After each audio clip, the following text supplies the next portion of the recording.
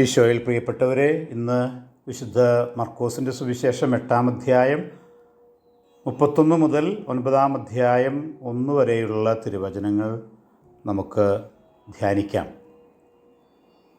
പത്രോസ് യേശുവിനെ മാറ്റി നിർത്തി തടസ്സം പറയാൻ തുടങ്ങുന്നു. പ്രത്യേകിച്ച് ഈശോ താനേറെ സഹിക്കേണ്ടി വരും, ജെറൂസലത്ത് മരിക്കേണ്ടി വരും എന്നൊക്കെ വ്യക്തമാക്കുമ്പോൾ പത്രോസ് മാറ്റി നിർത്തി തടസ്സം പറയാൻ തുടങ്ങുന്നു. രണ്ട് രീതിയിൽ നമുക്കിതിനെ മനസ്സിലാക്കാനായിട്ട് സാധിക്കും. ഒന്ന്, അവിടെ യേശു അനുഭവിക്കുന്ന പ്രലോഭനം, പിശാചിൽ നിന്നുള്ള പ്രലോഭനം തന്നെ. മത്തായിയുടെ സുവിശേഷത്തിൽ 4-ാം അധ്യായം 10-ാം വാക്യത്തിൽ കർത്താവ് പിശാചിനെ പരാജയപ്പെടുത്തുന്ന സാത്താനെ ദൂരെ പോവുക എന്ന് പറഞ്ഞിട്ടാണ്. ഇവിടെ വ്യക്തമായിട്ട് പത്രോസിൽ പ്രവർത്തിക്കുന്ന സാത്താനെ ശാസിച്ചുകൊണ്ട്, സാത്താൻ നീ എൻ്റെ മുൻപിൽ നിന്ന് പോകൂ എന്ന് കർത്താവ് വ്യക്തമാക്കുകയാണ്, പ്രഖ്യാപിക്കുകയാണ്.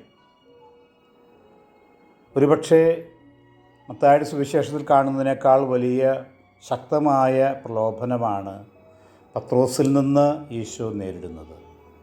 പത്രോസ് സ്വന്തക്കാരനാണ്, പ്രിയപ്പെട്ട ശിഷ്യനാണ്, ശിഷ്യപ്രമുഖനാണ്.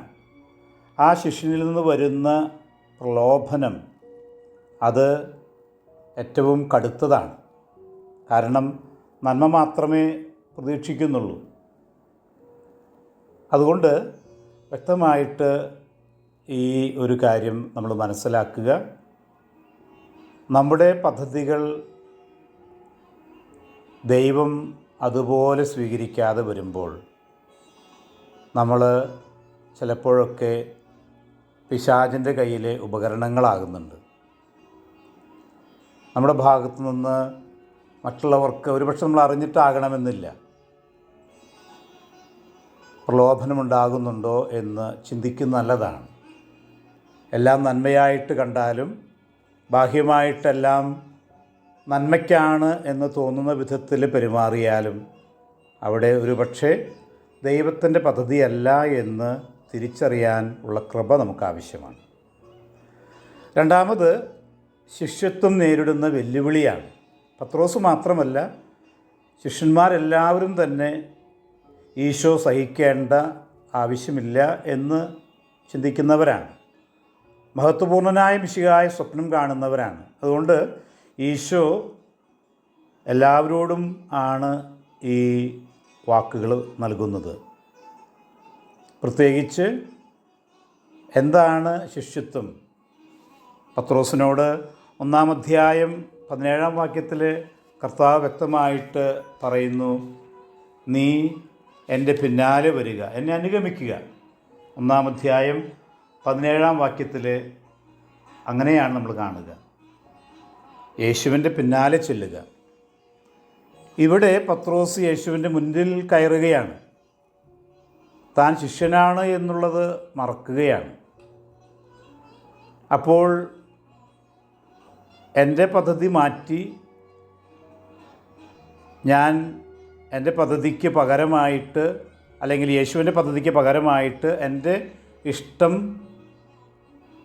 ശിഷ്യത്വത്തിൽ കൂട്ടിവെക്കുമ്പോഴാണ് അവിടെ കർത്താവ് പറയുക, നീ എൻ്റെ ശിഷ്യനാണ്, നീ എൻ്റെ പിന്നിൽ പോകൂ. അങ്ങനെ യഥാർത്ഥ ശിഷ്യത്വം എന്താണെന്ന് മനസ്സിലാക്കാനുള്ള കൃപ നമുക്ക് വേണം. ശിഷ്യൻ ഗുരുവിനേക്കാൾ വലിയവനല്ലല്ലോ. അതുകൊണ്ട് ശിഷ്യത്വ ശൈലി എപ്പോഴും അനുഗമിക്കുന്നതാണ്, അനുസരിക്കുന്നതാണ്, യേശുവിൻ്റെ പിന്നാലെ പോകുന്നതാണ് എന്ന് നമുക്ക് തിരിച്ചറിയാം. മൂന്നാമത് കർത്താവ് വ്യക്തമായിട്ട് പറയുന്നു, ഈ കുരിശിൻ്റെ അർത്ഥം, കുരിശിൻ്റെ മൂല്യം അത് നിത്യമാണ്. സ്വന്തം ജീവൻ രക്ഷിക്കാൻ ആഗ്രഹിക്കുന്നവൻ അത് നഷ്ടപ്പെടുത്തും. മർക്കോസിൻ്റെ സുവിശേഷം റോമിലെ ക്രിസ്ത്യാനികൾക്ക് എഴുതപ്പെട്ടതാണ്, നമുക്കറിയാം. റോമിലെ ക്രിസ്ത്യാനികൾ ഏറെ പീഡനങ്ങൾ സഹിക്കുന്ന കാലഘട്ടത്തിലാണ് ഇത് എഴുതപ്പെടുന്നത്. ഏറെപ്പേര് വിശ്വാസത്യാഗം നടത്തുന്ന ഒരു കാലഘട്ടം, വിശ്വാസം ത്യജിക്കുന്ന ഒരു കാലഘട്ടം. കർത്താവ് ഈ സന്ദേശം, കുരിശിൻ്റെ സന്ദേശം എല്ലാ ജനങ്ങൾക്കുമായിട്ടാണ് നൽകുന്നത്, ശിഷ്യന്മാർക്ക് മാത്രമല്ല. ആ സന്ദേശം എപ്രകാരമാണ്? സ്വന്തം ജീവൻ രക്ഷിക്കാൻ ആഗ്രഹിക്കുന്നവൻ അത് നഷ്ടപ്പെടുത്തും.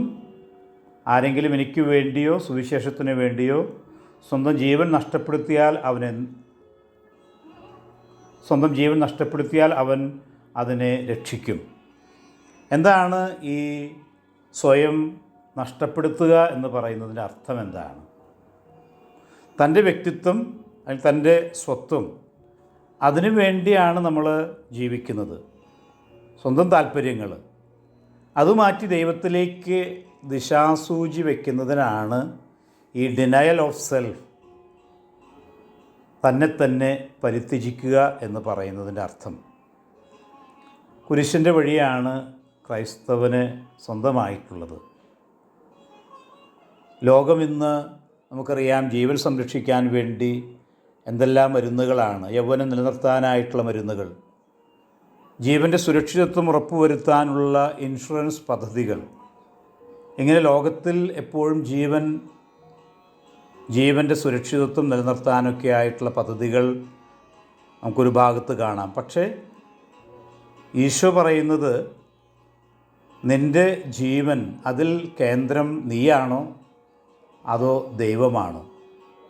പലപ്പോഴും നമുക്ക് ഈ ലോകത്തിൽ ജീവിത വ്യഗ്രതകൾക്കിടയിൽ നമ്മുടെ താല്പര്യങ്ങൾ സംരക്ഷിക്കുക, ജീവിതത്തെ അതിൻ്റെ ബാഹ്യമായ മോടിയിൽ പിടിച്ചു നിർത്തുക, അതുമാത്രം ശക്തമായിട്ട് മുന്നോട്ട് പോവുക, ആന്തരിക ജീവൻ, ദൈവത്തെ ലക്ഷ്യം വെച്ചുള്ള ജീവൻ, അത് അത്ര കാര്യമാക്കണ്ട എന്നുള്ള ചിന്താഗതിയൊക്കെ സാവകാശം നമ്മുടെ മനസ്സിൽ കടന്നു വരാം. നമ്മുടെ ആധ്യാത്മിക ജീവിതം ശുഷ്കിച്ചു പോകാം, അതിനുള്ള ആ ഒരു താല്പര്യം കുറഞ്ഞു പോകാം. കർത്താവ് വ്യക്തമാക്കുന്നത്, നീ ഈശോയുടെ വഴിയിലാണ് നടക്കുന്നതെങ്കിൽ, ശിഷ്യത്വത്തിൻ്റെ വഴിയിലാണ് നടക്കുന്നതെങ്കിൽ തീർച്ചയായിട്ടും സഹനങ്ങളുണ്ടാകും. ഈ 3 കാര്യങ്ങൾ വ്യക്തമായിട്ട് നമുക്ക് ഓർക്കാം.